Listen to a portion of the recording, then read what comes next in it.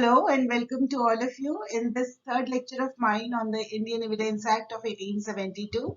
भारतीय साक्ष्य अधिनियम 1872 के इस तीसरे लेक्चर में आप सभी का स्वागत है। इससे पहले कि आज के लेक्चर के जो विषय है उनके बारे में मैं कोई बात करूं, आप लोगों को एक जानकारी देना आवश्यक समझती हूं कि अपने पूर्व के वीडियो में और इस वीडियो, इन दोनों ही वीडियोस के डिस्क्रिप्शन बॉक्स में मैंने दो लिंक्स आप लोगों के साथ साझा किए हैं। एक लिंक है जो कि इंडियन एविडेंस एक्ट 1872 को अंग्रेजी में बतलाता है और दूसरा लिंक है जिसमें कि हिंदी में भारतीय साक्ष्य अधिनियम 1872 आप लोग देख सकेंगे। आगे बढ़ने से पहले ये जरूर बतलाना चाहूंगी कि आप उसका अध्ययन कर लें या कम से कम जिस तरह से मैं सेक्शंस को आप लोगों के साथ में साझा कर रही हूँ उन सेक्शंस को आप जरूर उन लिंक्स के माध्यम से देख लें।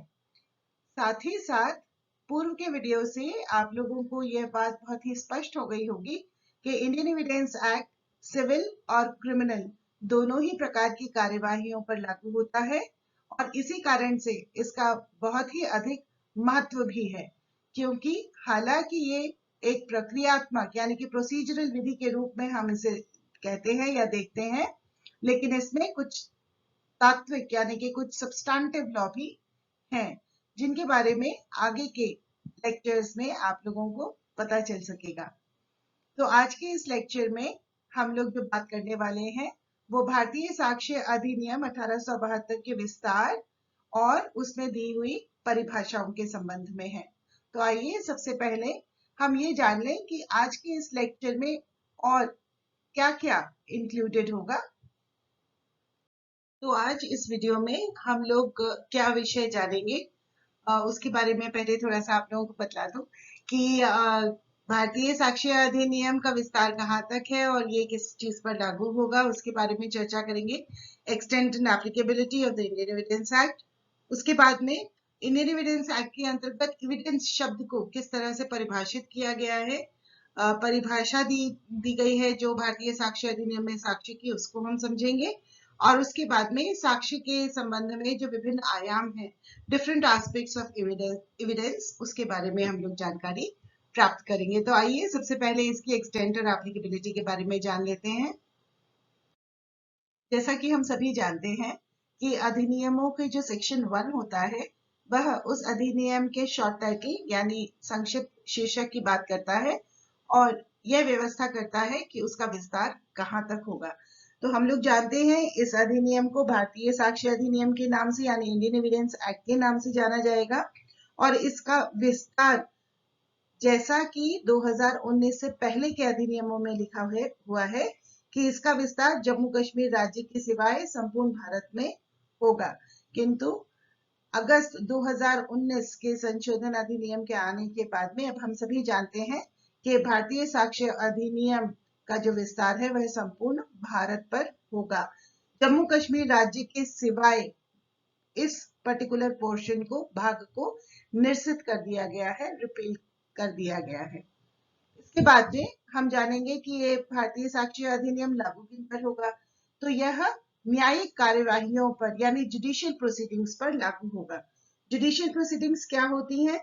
तो इस अधिनियम के प्रयोजनों के लिए किसी कार्यवाही को तब न्यायिक कहा जाता है जब जांच के लिए दोनों ओर से साक्ष्य दिया जाना हो, सभी पक्षकारों को सुनवाई का अवसर देना हो और फिर विवेक का उपयोग करते हुए निर्णय करना हो। So for the purposes of this act, and proceeding would be called judicial when for inquiry both the parties are required or permitted to produce evidence, both the parties are given the right of hearing, and after finding out from the facts and evidences placed before the court, a decision is arrived at by applying judicial mind. तो न्यायिक कार्यवाही वह है जिसमें कि दोनों पक्षों को साक्ष्य देने का अवसर हो, जहां उन दोनों ही पक्षों को सुनवाई का भी अवसर हो और उसके बाद में उन सभी साक्ष्यों और तथ्यों पर विचार करते हुए विवेक द्वारा निर्णय करना हो। तो न्यायिक कार्यवाही प्रशासनिक कार्यवाही से इतर है, यानी भिन्न है। प्रशासनिक कार्यवाही साधारणतया हम लोग सभी जानते हैं, एडमिनिस्ट्रेटिव प्रोसीडिंग्स जो होती हैं वह अनुशासन से संबंधित होती हैं, यानी वो डिसिप्लिन से संबंधित होती हैं, जबकि न्यायिक कार्यवाही के अंतर्गत इन्हें अधिकारों और कर्तव्यों का निर्धारण किया जाता है और साक्ष्य पे आधारित करते हुए न्याय निर्णय किया जाता है। इसी कारण से भारतीय साक्ष्य अधिनियम की धारा 3 के अंतर्गत ही हम यह देखते हैं कि जो शब्द न्यायालय है, यानी जो टर्म कोर्ट है, उसके अंतर्गत न्यायाधीशों और मजिस्ट्रेट्स को शामिल किया गया है। वहां पर भी मध्यस्थ को छोड़ दिया गया है और यह स्पष्ट किया गया है कि न्यायाधीश तथा मजिस्ट्रेट विधि द्वारा साक्ष्य ग्रहण के लिए प्राधिकृत हैं। तो ऐसे व्यक्तियों के समक्ष जब कोई कार्यवाही चल रही होती है तो वह न्यायिक कार्यवाही कही जाती है। यहाँ ध्यान रखिएगा कि ये न्यायिक कार्यवाही तभी है जब तभी एक कार्यवाही को न्यायिक कार्यवाही कहा जाएगा जबकि उसके अंतर्गत जो मैंने अभी बताया, साक्ष्य देना, सुनवाई का अवसर देना और फिर उसके बाद में साक्ष्यों और तथ्यों के को ध्यान में रखते हुए निर्णय देना हो। तो यानी कि जब कोर्ट अपना एडमिनिस्ट्रेटिव कोई काम करेगा या कोई जज जब अपना कोई प्रशासनिक या एडमिनिस्ट्रेटिव काम करेगा, वह जुडिशियल प्रोसीडिंग्स के अंतर्गत नहीं माना जाता है। अब जानेंगे कि भारतीय साक्ष्य अधिनियम किन पर लागू नहीं होता है। तो यह कोर्ट मार्शल्स पर लागू नहीं होता। हम सभी जानते हैं कोर्ट मार्शल्स जो होते हैं ये सेना अधिनियम, इंडियन नेवी डिसिप्लिनरी एक्ट या वायु सेना अधिनियम के अंतर्गत गठित होते हैं और इन कोर्ट मार्शल्स पर साधारणतया कहा जाता है कि इंडियन एविडेंस एक्ट लागू नहीं होता है। हालांकि जब हम इन अधिनियमों को देखेंगे तो हम पाएंगे कि उनमें साक्ष्य संबंधी जो प्रावधान है वो भारतीय साक्ष्य अधिनियम से ही संबंध रखते हैं। उसके बाद में मैंने यहाँ दूसरा जो बिंदु लिया है जिसमें बताया है कि ये भारतीय साक्ष्य अधिनियम एफिडेविट्स पर लागू नहीं होगा। तो ये एफिडेविट्स आप लोग तो भली भांति परिचित हैं, फर्स्ट ईयर में, सेकेंड ईयर में हमेशा आप लोगों को शपथ पत्र कई चीजों के कारण या कई चीजों पर देने पड़ते हैं। तो एफिडेविट्स होता क्या है ये तो आप लोग जानते हैं, लेकिन यहाँ मैं आपको बता दूं कि एफिडेविट्स को परिभाषित किया गया है जनरल क्लॉजेस एक्ट 1897 के अंतर्गत। सामान्य खंड अधिनियम में शपथ पत्र पद को परिभाषित किया गया है और ये आप लोग सभी जानते हैं कि इसमें कोई जो भी व्यक्ति अपना शपथ पत्र देता है तो वह शपथ पूर्वक उस पत्र में अपनी कोई बात लिख करके देता है। तो अब बहुत साधारण सी बात है सोचने वाली कि इसके ऊपर भारतीय साक्ष्य अधिनियम क्यों नहीं लागू होगा। तो Indian evidence act actually specifically इस पर्व्यू से बाहर रखा गया, उसे एफिडेविट्स को भारतीय साक्ष्य अधिनियम के प्रावधानों के लागू होने से बाहर रखा गया है। क्यों? क्योंकि जो आदमी शपथ पे अगर कोई बात कह रहा है तो उसकी संपुष्टि उसको न्यायालय में आकर के करनी ही है। तो कोई भी बात यदि शपथ पत्र पे कही गई है वह साक्ष्य के रूप में न्यायालय की अनुमति से ही प्रस्तुत किया जा सकता है। यानी कि न्यायालय को अगर ऐसा लगता है कि इस बात को एफिडेविट पर इस पक्षकार से लेना आवश्यक है तो न्यायालय ये मांग करेगा कि आप अपनी इस कथन को या इस बात को अपने एफिडेविट पर लेकर के आइए और उसके बाद में आप उसके संपुष्टि भी कीजिए। तो इसीलिए साक्ष्य अधिनियम के लिए शपथ पत्र को इस तरह से माना गया है कि इसके ऊपर साक्ष्य अधिनियम के प्रावधान लागू नहीं होंगे। उसके बाद में तीसरा जो बिंदु है वह है आर्बिट्रेशन प्रोसीडिंग्स यानी मध्यस्थ कार्यवाही। तो मध्यस्थ कार्यवाहियों पर भारतीय साक्ष्य अधिनियम लागू नहीं होता। इसका सीधा सा कारण यही है कि आर्बिट्रेशन प्रोसीडिंग्स का उद्देश्य यानी ऑब्जेक्ट ही यह है कि जो नॉर्मल सिविल या क्रिमिनल प्रोसीडिंग्स होती हैं वो बहुत लंबी प्रक्रियाएं होती हैं, उनमें बहुत तरह की एक्चुअली फॉर्मेलिटीज औपचारिकताएं होती हैं जिनको पूर्ण करना आवश्यक होता है, जबकि आर्बिट्रेशन प्रोसीडिंग्स का जो उद्देश्य है वह यह होता है कि जल्दी से जल्दी और अच्छी तरह से सही तरीके से लोगों को उनकी समस्याओं का समाधान किया जा सके। तो जहां समस्या समाधान की बात आती है तो वहां पर कोई व्यक्ति यदि बैठ करके दो पक्षों से आपस में बातचीत करके उनका कोई सेटलमेंट करवा रहा है, वहां पर अगर साक्ष्य की पेचीदगियों संबंधी प्रक्रियाओं को अपनाया जाएगा तो प्रक्रिया बहुत लंबी हो जाएगी और कई बार मध्यस्थ की कार्यवाही उससे डिफीट भी होगी, पर्पस भी डिफीट होगा। यानी समझौता करवाना, यानी एक पक्षकार और दूसरे पक्षकार के बीच में जब समझौते की बात हो, उसमें अगर ये न्यायिक कार्यवाहियों की पेचीदगियां आएंगी तो फिर बहुत मुश्किल हो जाएगी और मध्यस्थ कार्यवाहियों का जो उद्देश्य है वह डिफीट हो जाएगा, विफल हो जाएगा। तो इन्हीं बातों को ध्यान में रखते हुए आर्बिट्रेशन प्रोसीडिंग्स को या आर्बिट्रेटर को कोर्ट भी नहीं माना गया है भारतीय साक्ष्य अधिनियम के अंतर्गत, और पहली ही धारा में यह बहुत ही स्पष्ट कर दिया गया है कि भारतीय साक्ष्य अधिनियम के प्रावधान जो है वो आर्बिट्रेशन प्रोसीडिंग्स पर लागू नहीं होंगे। जैसा कि हम लोग इस स्लाइड में देख सकते हैं कि मैंने सेक्शन 3 में जो एविडेंस की परिभाषा दी हुई है उसको एज इट इज रिप्रोड्यूस नहीं किया है, क्योंकि मैं आप लोगों से उम्मीद करती हूँ, अपेक्षा करती हूँ कि जो मैंने लिंक्स आप लोगों के साथ डिस्क्रिप्शन बॉक्स में शेयर किए हैं, आप उन लिंक्स को जरूर क्लिक करेंगे और फिर उसके बाद में सेक्शन 3 में जो एविडेंस को की डेफिनेशन दे रखी है उसको जरूर पढ़ेंगे। सुविधा के लिए मैं आप लोगों को बता दूं कि ये जो परिभाषा है यह स्टार्ट होती है कि साक्ष्य शब्द से अभिप्रेत है और उसके अंतर्गत आते हैं, यानी कि एविडेंस मींस एंड इंक्लूड्स। यहाँ पर इंटरप्रिटेशन का एक रूल हम समझ लेते हैं, जो आप लोग इंटरप्रिटेशन सब्जेक्ट जब पढ़ेंगे तो विस्तार से जानेंगे कि किसी डेफिनेशन को जब हम पढ़ रहे हैं तो उसका इंटरप्रिटेशन जब हम करेंगे तो देखेंगे कि उसको डिफाइन किस तरह से किया गया है। तो यहाँ पर एविडेंस शब्द को जो डिफाइन किया है वो कहा है मीन्स एंड इंक्लूड्स, यानी इससे अभिप्रेत है और इसके अंतर्गत आते हैं, अर्थात सीधा सीधा कि इसके अलावा और कुछ भी इसके अंतर्गत नहीं आएगा। तो जैसा Hardeep Singh versus state of Punjab AIR 2014 supreme court 1400 की केस में भी कहा गया है कि this definition is an exhaustive definition. ये अपने आप में एक परिपूर्ण परिभाषा है।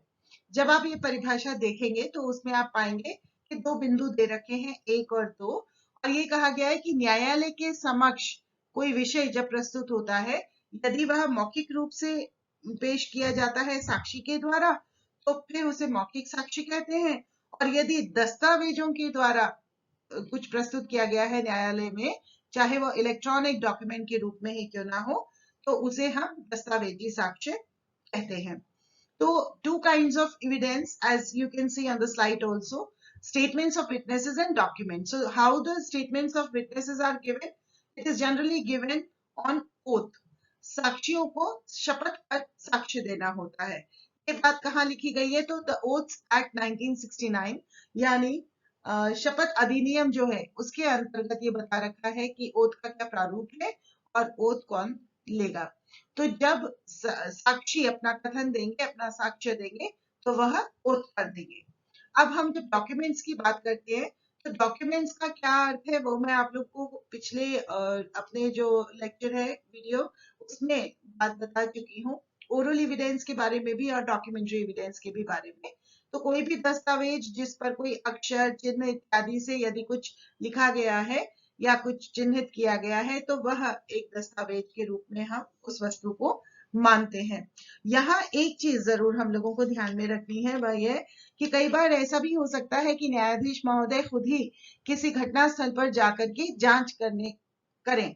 तो ऐसे में वो जो वहां पे जांच करेंगे, मान लीजिए कोई नक्शा बनाते हैं, जिस भी चीज पे वो नक्शा बनाते हैं वो भी एक दस्तावेज के रूप में हम कह सकते हैं। हालांकि वह टेक्निकली किसी पक्षकार के द्वारा प्रस्तुत नहीं हुआ है, लेकिन वह न्यायाधीश महोदय ने स्वयं ने जो वहां पर जाकर के देखा, जो भी उन्होंने उसका नक्शा बनाया या जो भी चीजें नोट की, तो वह भी एक तरह से दस्तावेज के रूप में ही हम समझ सकते हैं।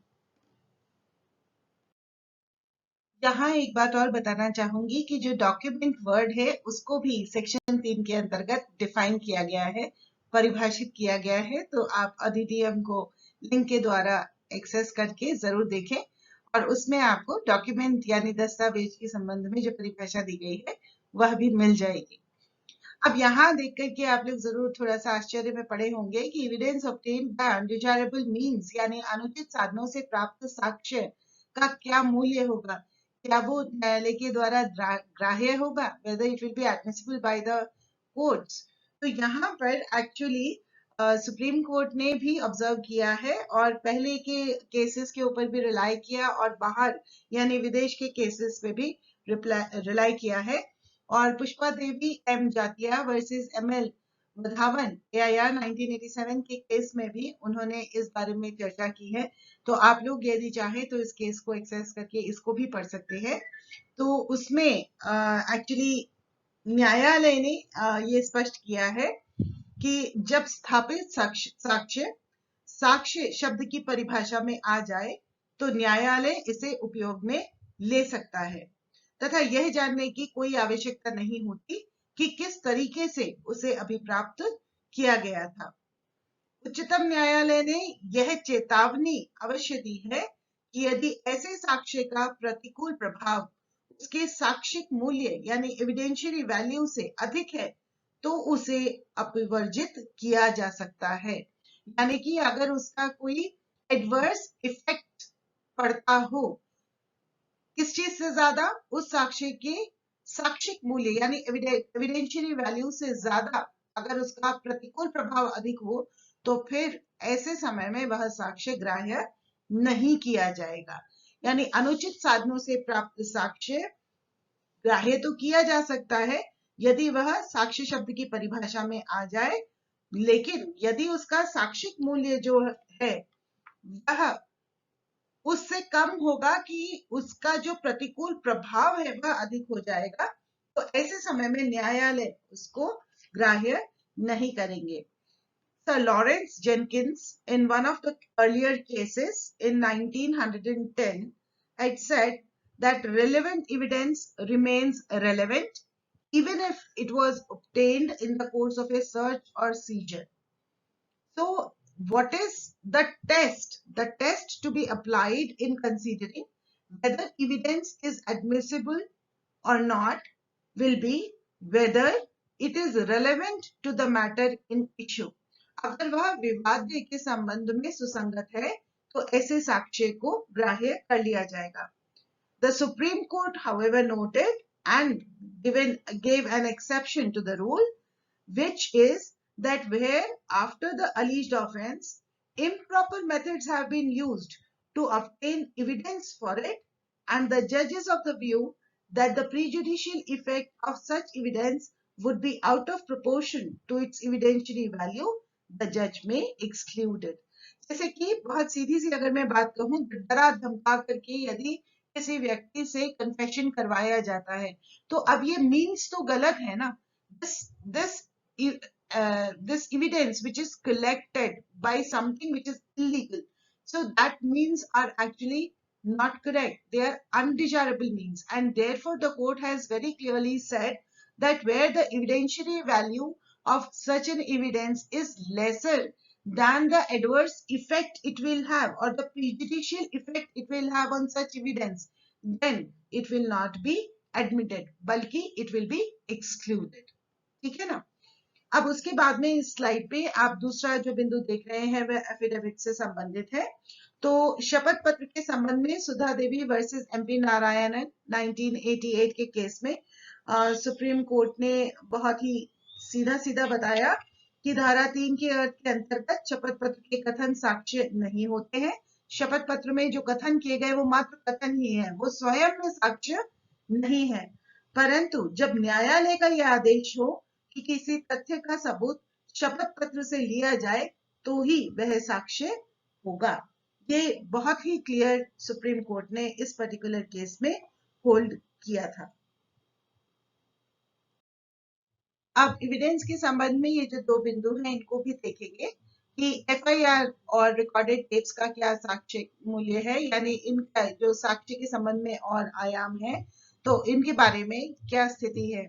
FIR जैसा कि आप स्लाइड में देख सकते हैं कहा गया है it is not a substantive evidence However, it can be used as a previous statement of the witness to corroborate or contradict him or her. प्रथम सूचना रिपोर्ट तात्विक साक्ष्य नहीं होती, हालांकि इसका उपयोग साक्षी के पूर्व कथन की संपुष्टि के लिए या विभिन्नता या विपरीतता दर्शाने के लिए किया जा सकता है।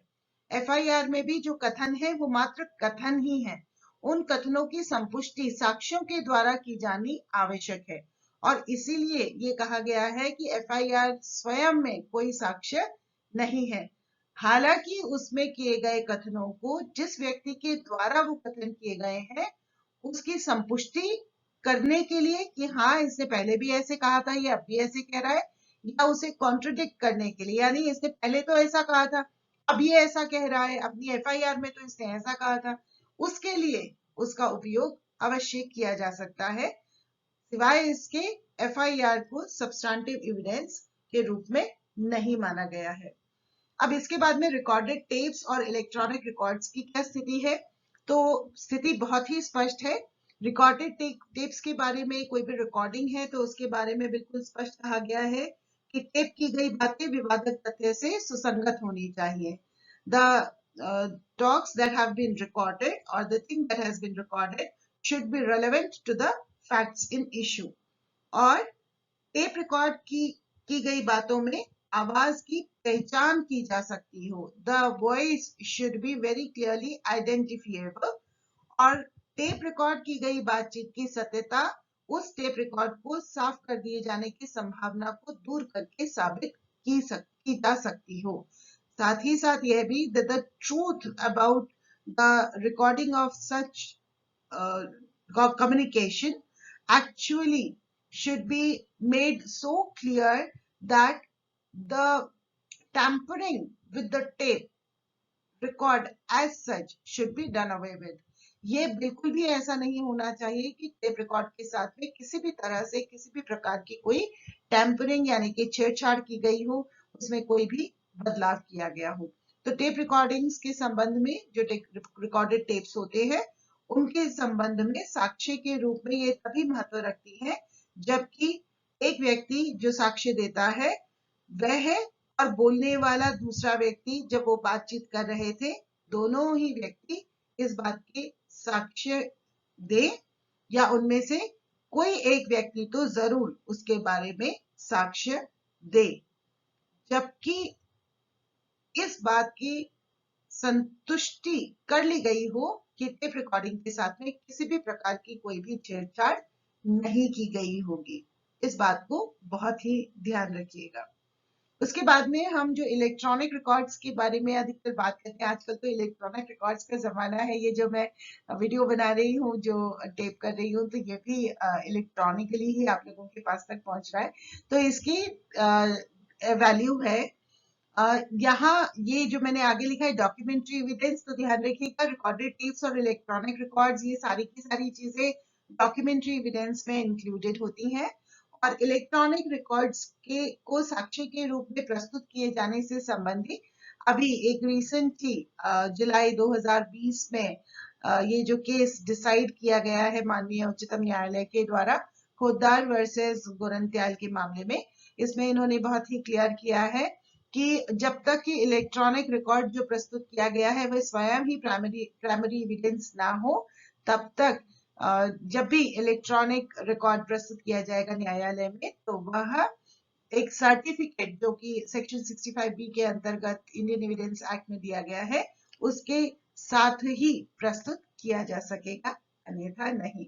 अगर वह स्वयं प्राइमरी एविडेंस है तब तो ठीक है, लेकिन उसके अलावा जो 65B का जो सर्टिफिकेट होता है वह होना अत्यंत ही आवश्यक है। ये बहुत ही क्लियर किया गया है इस पर्टिकुलर केस में। इंटरेस्टिंग केस है, आप लोग जरूर पढ़िएगा। उम्मीद करती हूँ कि ये वीडियो में आप लोगों को थोड़ी सी और जानकारी प्राप्त हुई होगी इंडियन एविडेंस एक्ट के संबंध में। तो नेक्स्ट जो मैं आप लोगों के साथ में वीडियो शेयर करूंगी उसमें फैक्ट्स क्या होते हैं, कितने प्रकार के होते हैं, एविडेंस और फैक्ट्स में क्या अंतर है, ये सब भी जरूर डिस्कस करेंगे हम लोग। मतलब like I communicate that to you because video के माध्यम से तो हम लोग यही कर सकते हैं। So take very good care of yourselves. Thank you so much and continue reading and studying. Bye.